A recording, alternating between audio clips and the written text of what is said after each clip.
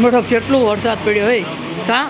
સોતા કાઢ નહીં આ ચારનું સલકજ્યું તલાવડું આ તો ગામમાં પાણી છે બધું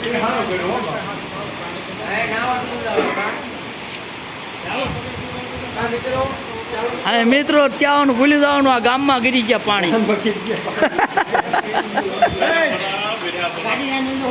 આ ભાઈ સાનમાનું ગાડી કઈક મૂકે આ બસ સ્ટેન્ડમાં મૂકે તણે જઈ ગાડી જો ગળાયા હોત આમાં બહાર નીકળવા માંડ્યા